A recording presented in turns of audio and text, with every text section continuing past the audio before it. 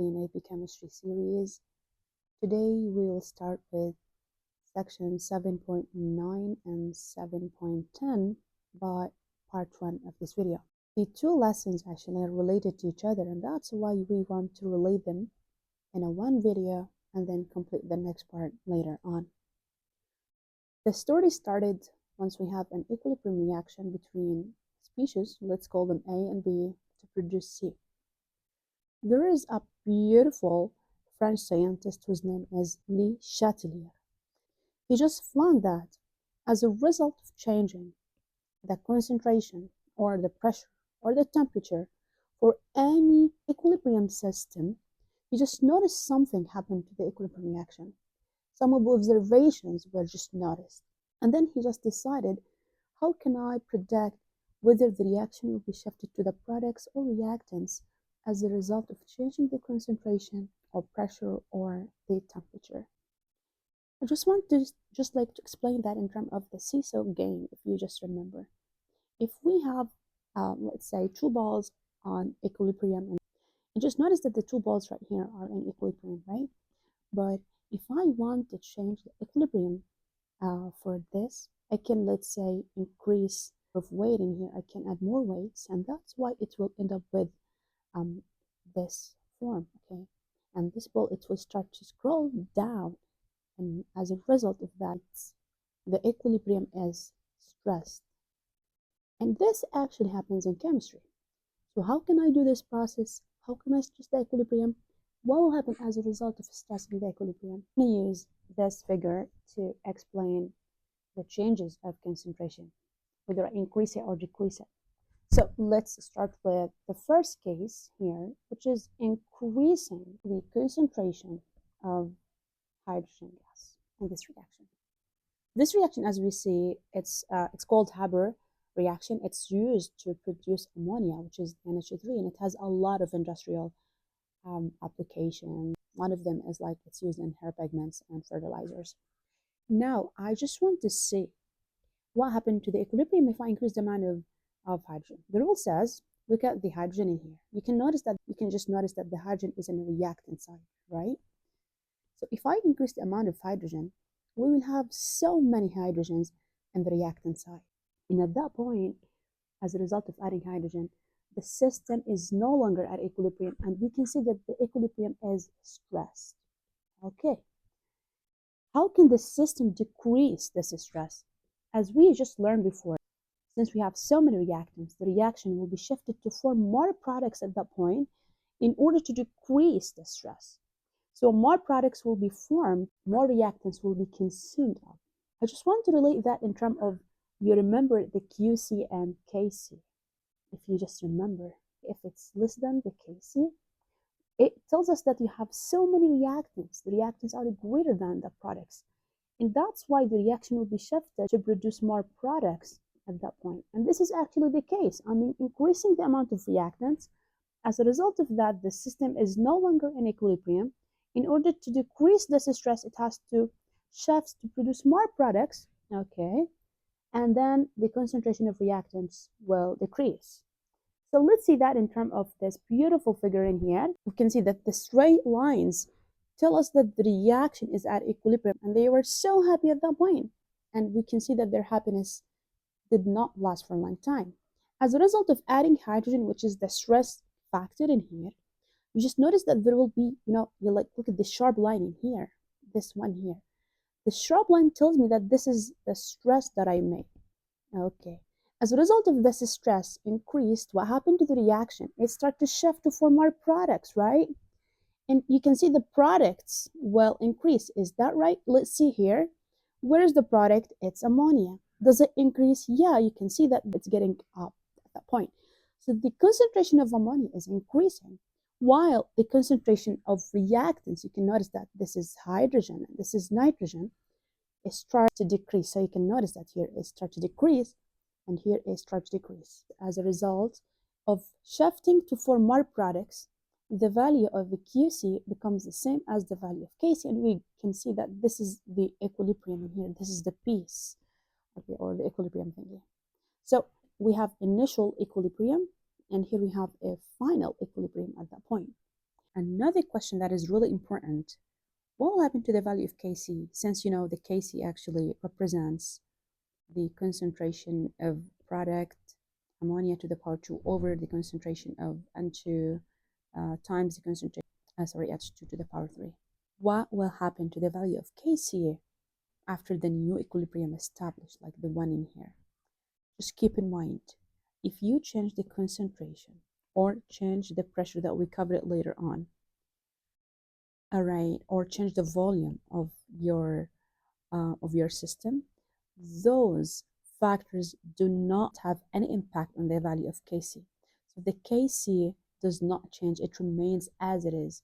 It remains fixed if you change the concentration, pressure, and volume. Let's talk about the second case in which we are removing some reactants in our reaction.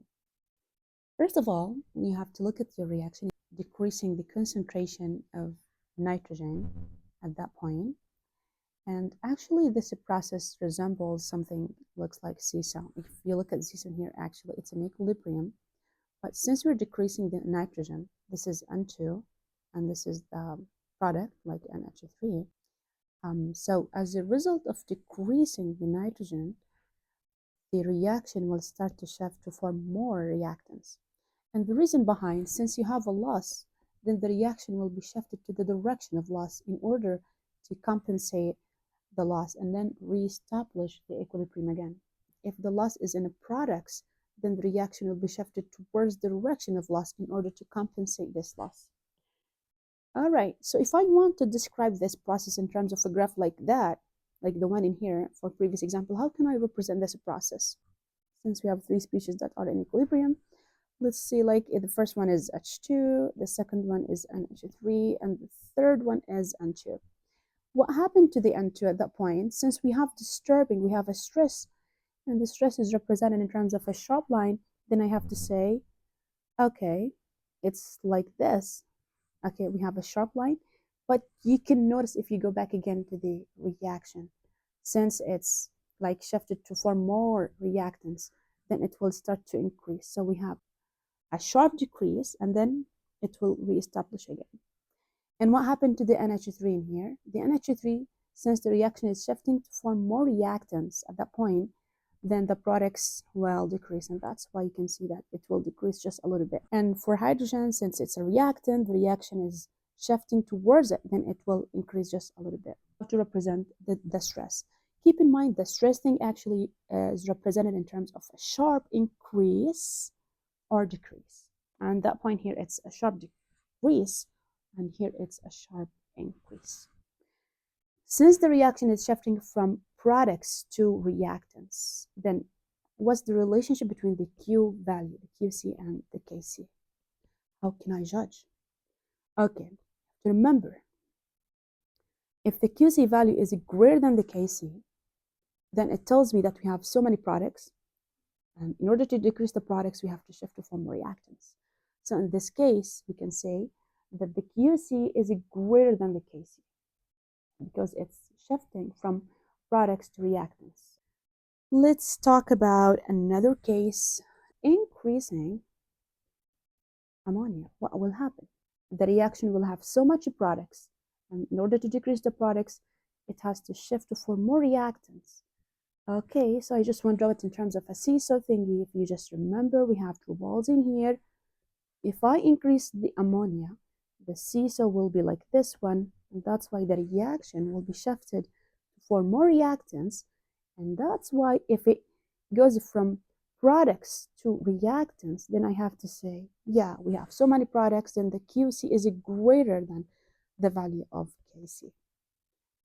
And if you want to represent that in terms of a graph that looks like this one in here, the stress is in ammonia. How can I represent it? And the stress actually is increasing ammonia. Okay, so you have to draw the three lines, 1, 2, and 3. They were in equilibrium. They were super happy. We have N2, NH3, and N2. So what is the stress? It's in ammonia. What did I do? Increasing. So I have to increase ammonia a little bit. But since the reaction is shifting to form more reactant, it will start to decrease. Oh my God, I have to do it again. Okay, I have to decrease it a little bit. And for H2 and N2, since these are reactants, the products will shift it to form reactants. You can see, then it will increase a little bit here and increase a little bit here. If I decrease the amount of ammonia, let's see, if it's N2 plus 3H2, and here we have ammonia. If I decrease ammonia, which means you have a loss, what will be the direction of reaction towards the loss? Because we need to compensate this loss in here. So the reaction is shifting from reactants to form more products. If it shifts from reactants to products, then I have to say the Q, it's a must. You can memorize it. The QC is less than K. Since you have so many reactants that are greater than the products, we need to form more products until Q same as K value. Okay. One more thing, how can I represent that in terms of, the straight line thing is in here. You have H2 and you have NH3 and you have N2. Where is the stress? I'm decreasing ammonia. Where's ammonia? I have to decrease it by a sharp line, but since the reaction is shifting to form more products, then we have increase. And what happened to the concentration of reactants? It will decrease. Okay, so this is a way of representing that. Let's talk about, for example, the same reaction. N2 plus H2 gives us 2NH3. And all of these guys here are in a gaseous state. We're going to study what will be the effect of changing the pressure on the reaction. Okay. The pressure effect only on the gaseous species. They do not affect on the aqueous and liquids, solids, or stuff. So it's only gases. So make sure that you have gaseous materials and you have to count them well. This is gaseous, gaseous, gaseous. Now. We will start with the first case, increasing the pressure. Okay. The rule says if we are increasing the pressure, equilibrium will shift to direction with fewer number of gaseous particles. What does it mean? Okay, first of all, if you count the number of gases, we have 2 moles of gas on the products. On the other hand, if the reactants you have 3 plus 1, you have 3 plus 1, then the overall is equal to 4 particles. So where do you have a greater number of particles? Where do you have less number of particles? It will be shifted towards the products. Okay, and that's why the reaction will be shifted to form more ammonia at that point. Okay, and since the reaction is shifting from reactants to products, then it tells us the value of Q is less than the value of K, since the reaction leads to produce more products to decrease the amount of reactants at that point. So the rule number 1 says, if you are increasing the pressure, it will shift to less number of gaseous particles. And just keep in mind, if you just remember from the gas laws, if we're increasing the pressure, what happened to the volume? It decreases. And if we decrease the pressure, the volume will increase at constant temperature. So at that point, in this case, number 1, I can either say I'm increasing the pressure or decreasing the volume. Both will have the same answer in here. Just keep this in your mind well. Let's write the same reaction again. Here we have N2 plus 3H2. We have ammonia. Okay. So the second case is decreasing the pressure or increasing the volume. First of all, as we said, you have to count the number of gaseous particles on both sides of your equations. And you can see that for ammonia, we have only 2. And for reactants of hydrogen and nitrogen, we have 4 particles. Since we are decreasing the pressure, the rule says the reaction will be shifted to more gaseous or gas molecules. So where do you have more gas molecules? We have them in reactant side, and that's why at low pressure, the reaction will be shifted to the reactants at that point. And from here, we can say, when does the reaction shift from products to reactants? Like what is the relationship between the Q and K? Since the reaction is moving from products to reactants, then the value of Q is greater than K. And that's why it has to form more reactants to lower the amount of products, and then like the Q becomes same as the value of K. Let's practice another question. PPCl2, it's a solid and it gives PP, and this is in a solid state, plus Cl2 and it's in a gas form. And the question, if we are like case number one, if I increase the pressure, in the second case, if I increase the volume, what will be the direction of reaction? Let's start with the first case in here. If we're increasing the pressure, then the reaction, according to your memorizing, it will shift to lower gas molecules. So where do we have gas molecules? Here we have 0 gas molecules, and here we have only 1. So since the pressure is increased in here, okay, then the reaction will be shifted to lower number of gas particles. Where do you have less number of gas? It will be shifted to the direction of reactants. And since it goes to the reactant side, we have more products that are greater than the reactants. And if you have more products greater than reactants, then the reaction will be Q is greater than the value of K at that point. That's why it shifts to decrease the product side. Okay, now let's go to the second one, and it says if you have V, okay, and you just notice that V, if it increased, then what happened to the pressure? The pressure decreased. If the pressure decreased, then it goes to the more gas molecules. And that's why the reaction will be shifted towards the products, and more products will be formed at that point. And you can see that at that point, since the reaction is moving from reactants to products, okay, then the value of Q is less than the value of K. Another question, what will happen to the value of Kc or Kp as a result of changing the pressure? Actually, nothing. Nothing will happen if you change the pressure of your system, because the only thing that the Kc or Kp depend on is the temperature. So they change with the changing the temperature. They do not change if you change the concentration or the pressure. Let's practice some questions. We have a beautiful reaction, okay? And the question says, when the volume of the system is increased, okay, what happened to the reaction? Okay, first of all, you have to say the volume is increasing. It means the pressure is decreasing. If the pressure decreases, we shift it to form more gaseous molecules. So if you look at here, how many particles of gas we have? We have 2 in here.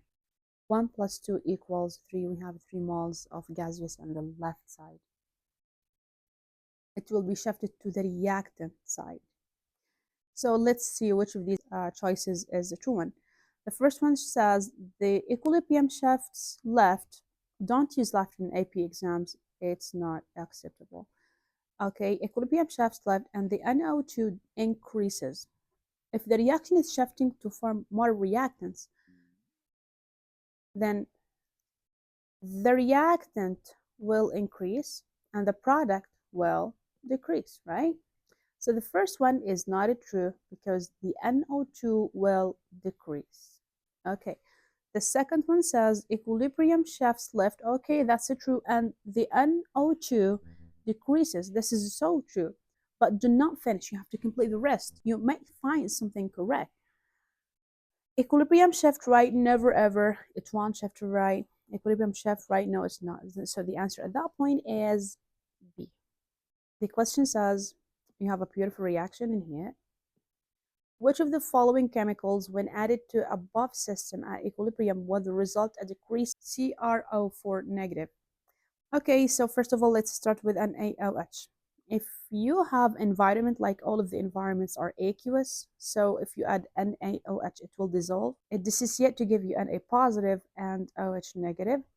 The OH negative actually has a target that will start to eat the H positive, and that's why the H positive start to decrease. If it decreases, it means we have lost, then the reaction will be shifted to form more reactants because we have lost. And as a result of this process, the concentration of Cr2O4 will increase because the reaction is shifting to the reactant side. So A is not true. Let's go to HNO3. HNO3 actually is a strong acid. It dissociates to give you H positive and NO3 negative. Okay, and just notice that we have another species in our reaction. I just want to erase the stuff in here just a little bit. Okay, the H positive has another common species in the reaction in here. So if we are increasing the H positive, the reaction will be shifting to form more products. The products will increase, the reactant will decrease. And we can see that this one here will decrease, and this is the true thing. It will result a decrease in CRO. So this is the answer. The last question for today. Pause the video and read the question carefully. The question says in A, at what time is the equilibrium initially reached?